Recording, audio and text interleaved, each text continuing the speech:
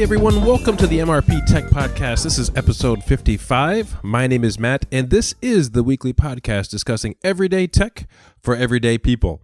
Thanks again for joining me this week. Hopefully I've got another great show with another great topic that you might be interested in. And before I get into the main topic today, what I want to do is just kind of round things up from the last couple weeks. I've been talking about ham radio and my recent adventures in learning a little bit more about ham radio. And I just kind of want to sum up what has happened over the last couple of weeks and sort of tie up a few loose ends that I wasn't able to do last week. So, as I mentioned last week, what I have been doing is preparing for the ham technical license to become a ham radio operator, and knew nothing about it. This was sort of something that I just wanted to do, to learn something different, learn something new, and maybe eventually be able to show my students that even though it's hard, even though it's a lot of work, that you can learn about things that you haven't had any idea of in the past. So sometimes learning something difficult is very rewarding if you stick it through.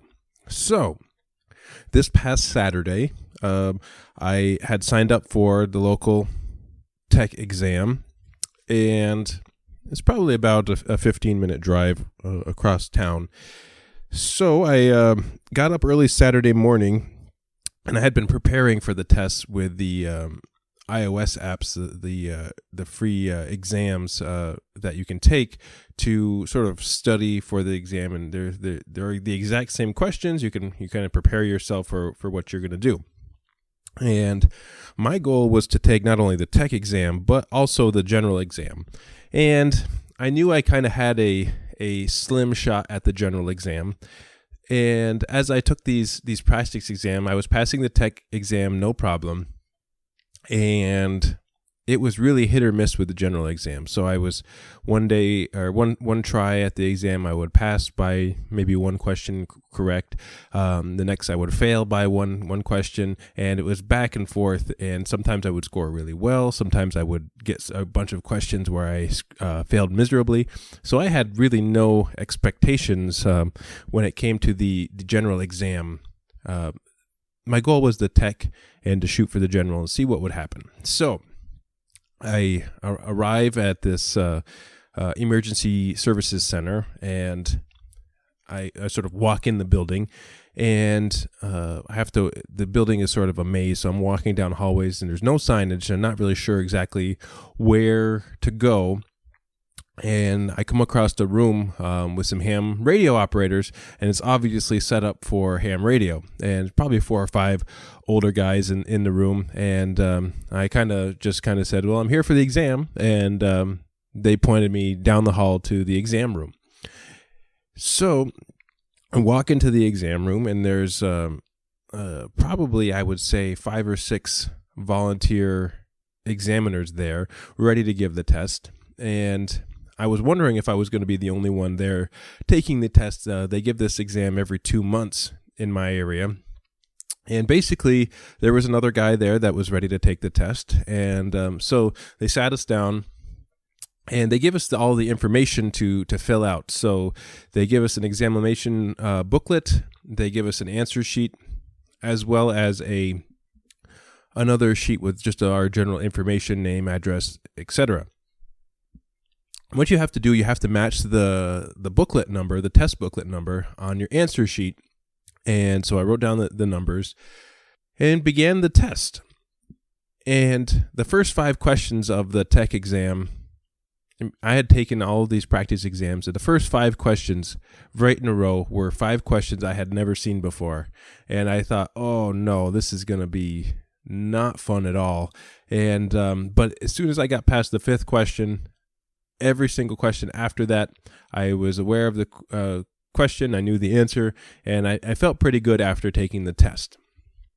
And so as I was taking the test, the guy next to me, he was working on a different test, and so I finished the test. I went through all of my answers and handed it back, and I sort of heard some murmuring from the the volunteers that were giving the test and saying things like, "Oh, that was quick," and kind of maybe a little surprised them a little bit. And shortly after I turned in the test, the guy next to me turned in his test, and they went through the grading process. And nothing high tech about this grading process. They have an overlay that has all the correct answers on, and basically very easy for them to mark off any incorrect answer on your answer sheet. So as I'm doing this, I'm sort of watching the first guy grade the paper with a giant red pen, and I'm sort of counting how many marks he makes, and so I knew basically about how many it would be before I failed the test. So luckily on the first test, he only marked off a couple of wrong answers, so I kind of figured that I passed the first test, and I sort of did the same thing with the other person who was taking his test when his paper was graded. I kind of figured, I counted how many times they marked his paper, and he passed his test as well. So once they kind of went through, 3 different people graded it and marked it and signed the paper. Next they say, "Would you like to take the general exam?" And they went on, and they were actually very nice. They explained to the other guy taking the test that with the general exam, it's a free shot. And with this free shot, you just kind of get used to the exam. So if you fail the exam, no big deal. Come back in a little bit if you want to try again. But just do it for the fun of it. You get used to taking, you get used to seeing what the format is of the test. I thought that was really nice of them to do. So they were very helpful. And so then we went through the same process with the signing the answer sheets and with the correct book number, etc. on this exam. And with the second exam, I was expecting far more math than I actually had on the test, and just happened to be I got the luck of the draw with the questions. And so as I was going through, I realized, okay, I know most of these questions. I've seen most of these questions before, and here we go. This is my best shot. Take your time answering the questions. Make sure you know, give it your best shot. We'll see what happens. So I start going through all the questions, and basically what happened was I would answer every single question on the test, 35 questions. Then I'd go backwards and double check my answers and fill in the answer sheet a little more clearly so they could see it when they actually graded the paper. So I finished the exam. I turn in the paperwork, and I see them immediately with their red pen making marks again on the incorrect answers, and I start counting the marks, and I'm thinking, oh boy, this is going to be close. I'm not sure if I'm going to make it or not. And luckily, I was able to pass the general exam as well. The other person that took the test that day, not so much. He actually did not pass his general exam, and but he was just happy having the tech license. He said, "I'm going to come back in June. I'm going to take the next exam." I think he was a little bummed that he didn't get a chance to pass the general exam. And I was expecting to be done there, but then they asked me, "Would you like to take the third exam, the amateur extra exam?" And so I said, "Hey, what the heck? I'm here. Have your red pen ready because I haven't studied, and you're going to need a lot of red ink for this one." So I went through all of the questions on the third exam, did not have a clue about any of the topics. And so obviously the third exam, I did not pass because I did not prepare for it, and I wasn't expecting to prepare for it. So yes, they needed to use lots of red ink on my answer sheet for the third exam. But who knows, someday maybe I'll decide to go for that third exam, and we'll see when the time comes for that. So I'm excited to get started with ham radio. The testing experience went really well. All the people there were pretty friendly, and they were kind of excited for us taking the exam. And so I think that's the way it should be. I'm really glad that they were able to. I was expecting only about 3 people, but I counted probably about at least 10 ham radio operators there on exam day. Certain few of them were giving the exams, but it's kind of cool to see, that many people show up just to kind of help out. So the downside about passing these exams, if you've never taken them before, is that you have to wait like a week and a half before you can start operating a radio. So you have to wait for them to take their paperwork and send it into the FCC. You have to get a call sign. You have to wait for your name to appear on a database in order for you to start transmitting, because I took both exams at once. It seems to me that there would be a faster way to do this. Being 2017, should they be able to just upload your exams to the FCC rather than mail them? It seems to me there must be a faster way than by mail, but who knows? But so now I'm in the waiting process. I'll let you know what comes of that in the future. But in the meantime, when I got back from my exam, I came across some breaking news that sort of caught me off guard, and that's what the main topic is going to be here today. So, going through some of my news feeds, I came across a post by Mark Shuttleworth talking about the next long-term release of Ubuntu. And this is sort of taking, all of the news websites by storm here. And I'm sure many other podcasts talk about this as well. And it's going to be a hot topic for the next few weeks, I think. I just wanted to add my 2 cents in here about Ubuntu and its recent news release that they're switching from Unity back to Gnome in 1804 LTS. So last week, Mark Shuttleworth announced that Canonical is ending its investment in Unity 8, Mir, and Ubuntu Phone and tablets, and they are no longer going to pursue the goal of convergence. I found this quite shocking, honestly, but not surprising. And I think many Linux users out there who are really adamant about Ubuntu or Linux in general didn't really find that surprising as well. And over the last few years, Ubuntu has sort of shifted its model from this convergence scenario to more cloud computing, and they're doing really well with its cloud infrastructure. So basically, Mark Shuttleworth goes on to say he was wrong about Ubuntu Phone. They're ending everything. Unity 8 is dead in the water. It will not be continued on into the future.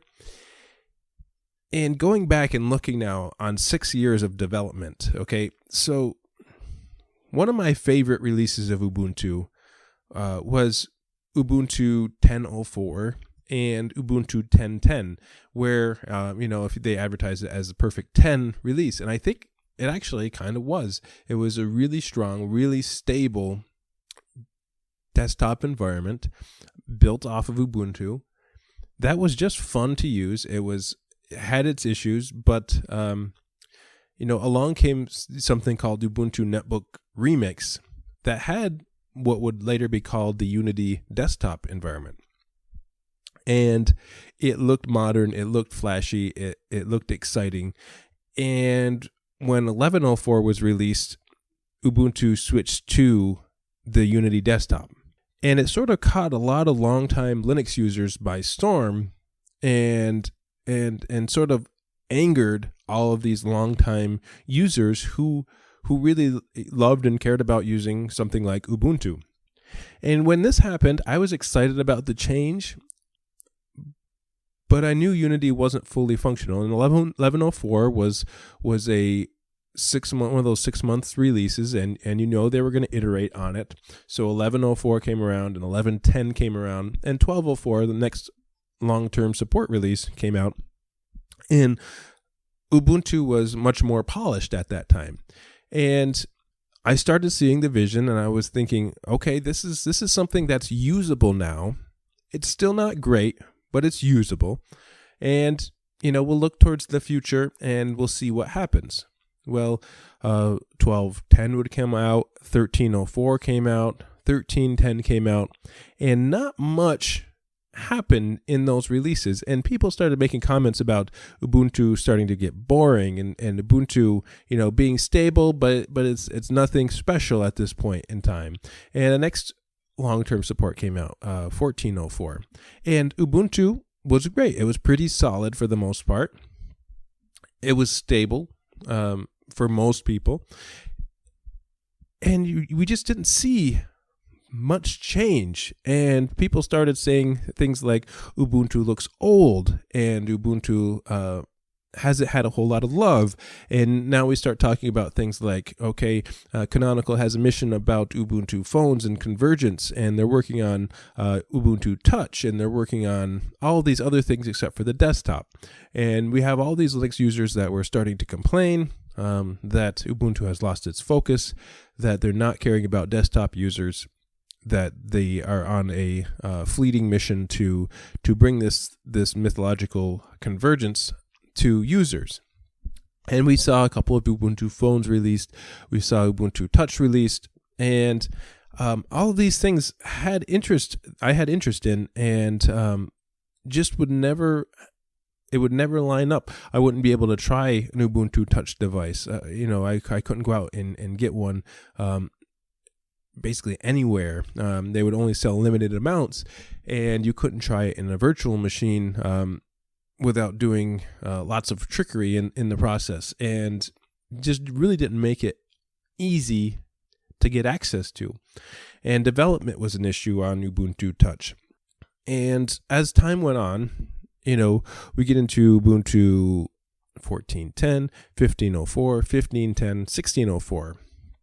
And we keep hearing about Unity 8 being released and being worked on. And last October, with 16.10, I believe, the last release of Ubuntu, I actually tried Unity 8. And I was thinking, yeah, okay, I know it's not finished. I know they've been working on it for years now. No, it's not finished, but let's try it out and we'll see where it is. And when I did that, I was actually seriously unimpressed. And I was thinking, okay, now they've been working on this a long time. Where is this going? What are they going to do with this? And I was kind of wondering the future of it in itself. So, and I did make some comments on that in a previous podcast about my thoughts on Unity 8. I've never really had an issue with the Unity desktop. I think it was kind of something different, something recognizable. I think there was a lot of people out there that wanted it to be kind of like the Mac desktop in certain ways. And it's kind of cool to walk around town. And for instance, one day I was walking with my wife, and we were going to go curtain shopping. We walked to this curtain store that I had never been in before, just a small mom and pop type store. And as we walk in the door, my wife is looking at all of the curtains in the store because we're looking to purchase curtains for a house. And my first eyes hit their computer screen and realized that they were using Ubuntu with the Unity desktop. And, and that's all I could think about for the next 15 to 20 minutes was wanting to talk to them about Linux. But, so it was recognizable, the Unity desktop. But in the same time, every time that I tried to use Ubuntu, I couldn't customize it the way that I like to customize Linux. I couldn't do various things other things that I like to do. And it did look old. It did look like it was being abandoned. And, basically it had the same ugly desktop background every single time. It looked a little different every release, but it sort of took the fun away from using Linux from me. And ultimately, I decided to switch to something with Gnome 3. I switched to Antergos with a little bit more modern software. And in the process, I learned more about Linux by switching to Arch Linux and then Antergos afterwards. But this article that I came across, and actually I've read several of them, really piqued my interest again, because Mark Shuttleworth says that despite the failures with the phone, Ubuntu is a hit with cloud, and now they're going to be focusing back on the desktop. And they want to continue sort of in the way Ubuntu was in the pre-Unity days, where they took what upstream developers were doing and designing, and then putting Ubuntu on top of that with some customization, and making Ubuntu what it was. It really enhanced the GNOME desktop in many ways.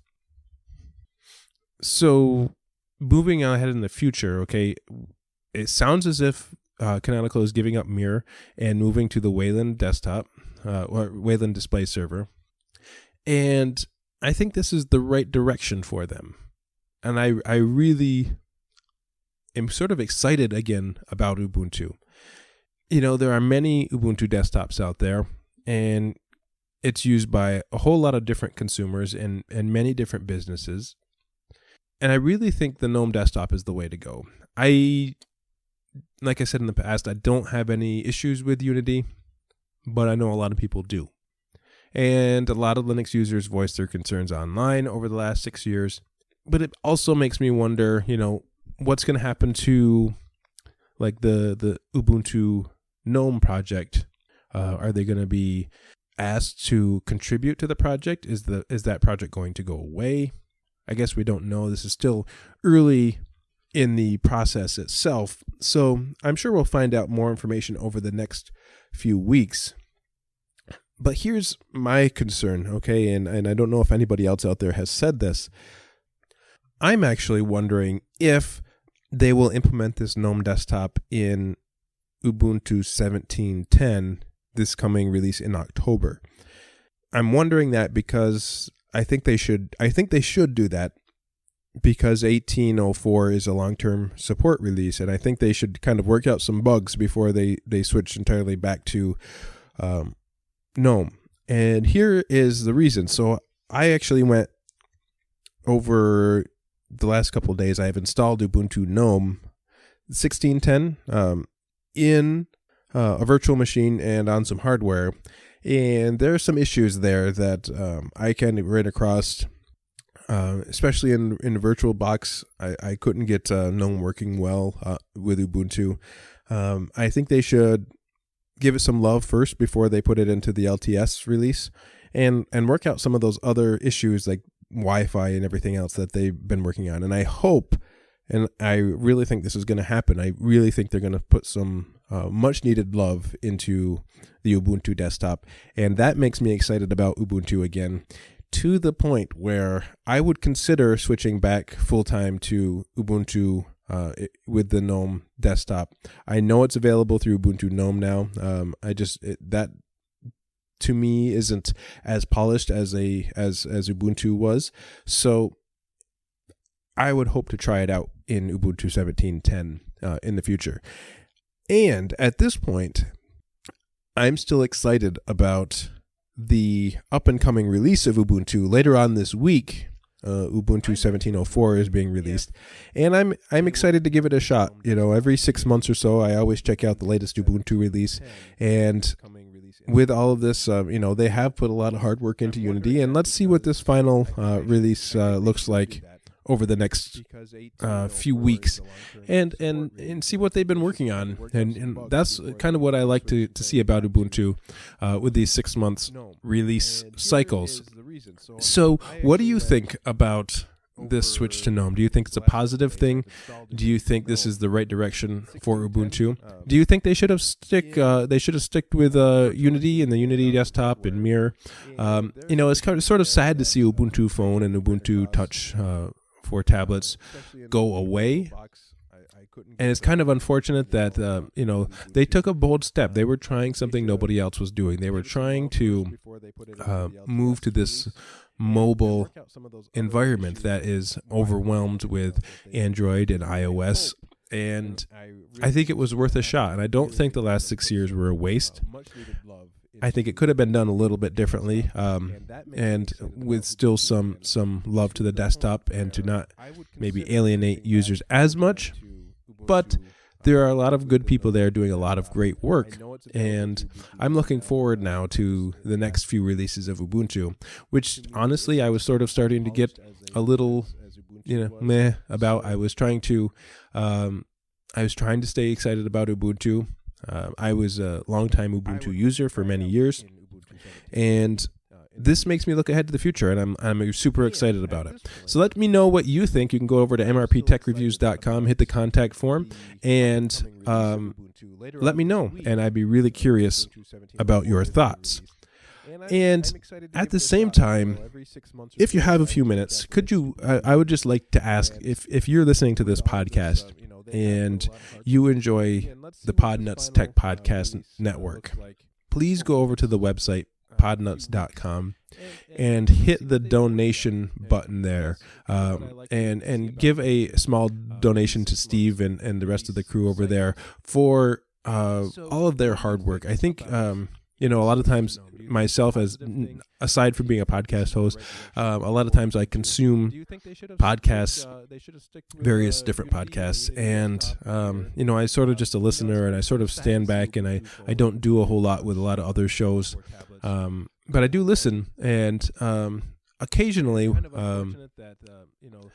I sort of feel obligated to make a donation and to keep them going. I've done this with a few different podcasts out there, especially if I listen to them week after week. And it's just a way I like to say thank you for doing what you're doing, because they do a great job over there, and I'm glad to be a part of that network. They have been tremendously helpful behind the scenes, and so go over to the podnuts.com and hit the donation button or subscribe button, and let them know that you're out there and that you're listening, and that you support what they do. That's going to do it for this week. I've got a great show lined up for next week, and I'm excited to talk about maybe the next release of Ubuntu in the future. So I appreciate you listening week after week. That's going to do it for this week. We'll see you next time.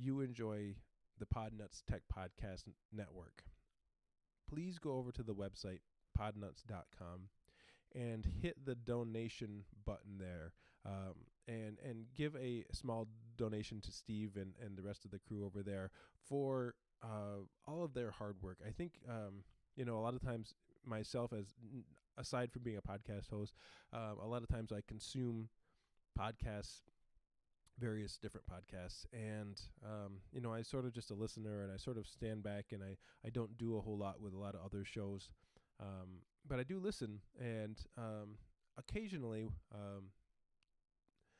I sort of feel obligated to make a donation and to keep them going. I've done this with a few different podcasts out there, especially if I listen to them week after week. And it's just a way I like to say thank you for doing what you're doing, because they do a great job over there, and I'm glad to be a part of that network.